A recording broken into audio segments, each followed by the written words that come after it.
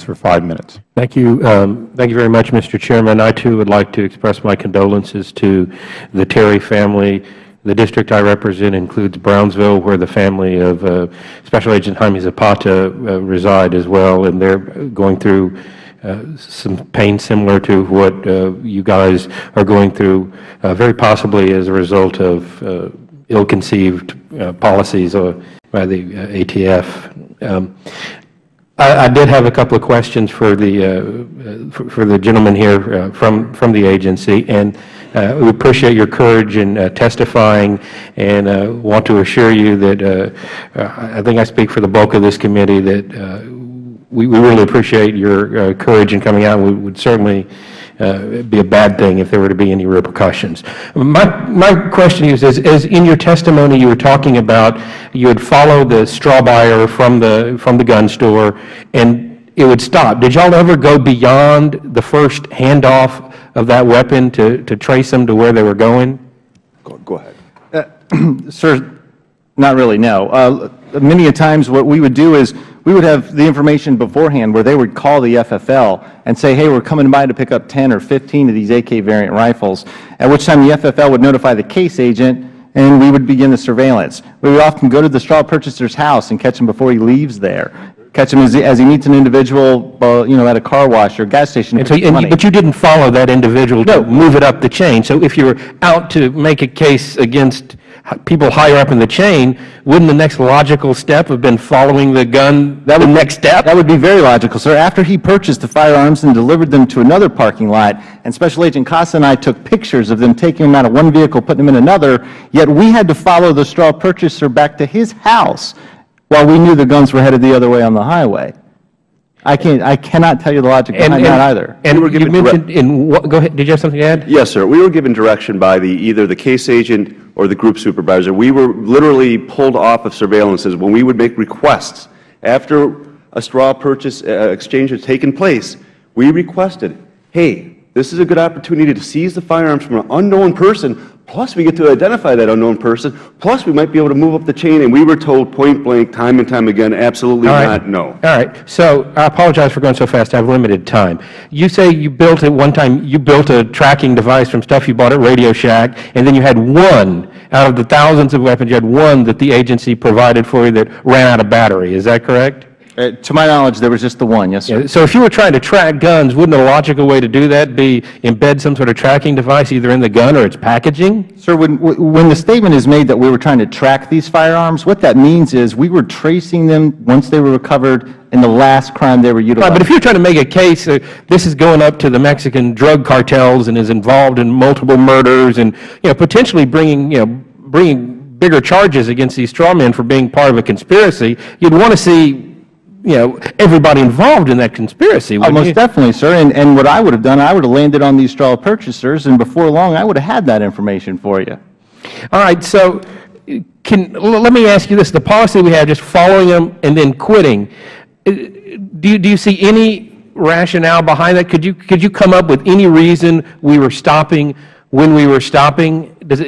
Any theory at all? Sir, I'll say this. For years, when I first got to Phoenix, I was supervising firearms trafficking investigations, and we utilized trackers, and we did what you just pointed out. We'd make a car stop at the hand-to-hand exchange, or we would seize the weapon if it got to a reasonable point where we thought it might go to Mexico.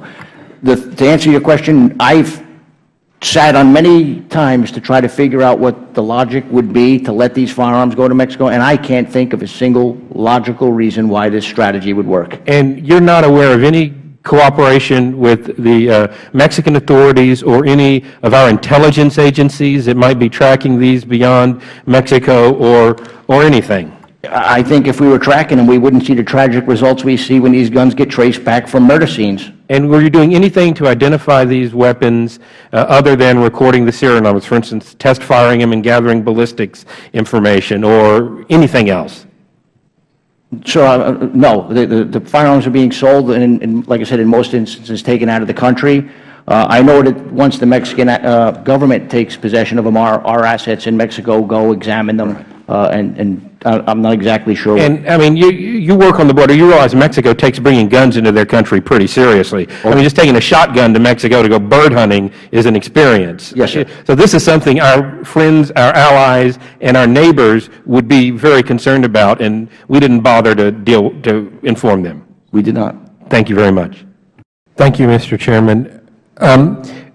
I assume y'all are investigating various crimes that were associated with these guns. That, aside from the tragic murder of Agent Terry, are there any other American law enforcement officers or citizens who have died as a result of this program?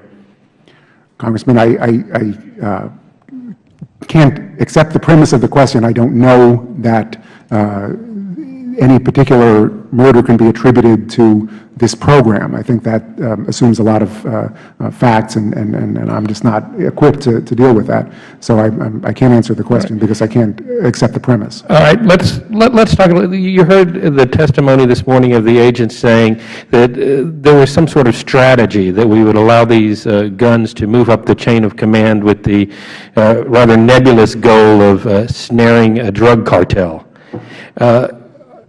Are you aware, is this the strategy? And if so, can you tell me in any rational basis how the means that we used justify the ends? When we quit following the guns as soon as they changed hands the first time, there was no cooperation with the Mexican authorities, and it just seems like once they did the first hop, we just went away. Congressman, one thing I heard loud and clear from the ATF testimony today from those agents was that the people with whom they disagreed on the strategic questions told them and believed that they were engaged in a strategy to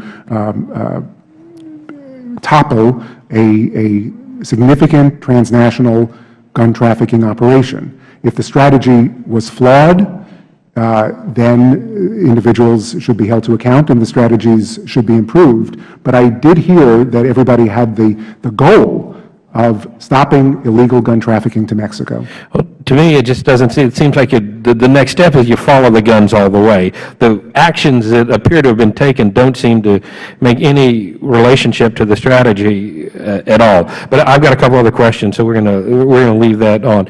You've been reluctant to provide information and answer questions, continually citing ongoing criminal investigations and not wanting criminals to go free or jeopardize these investigations.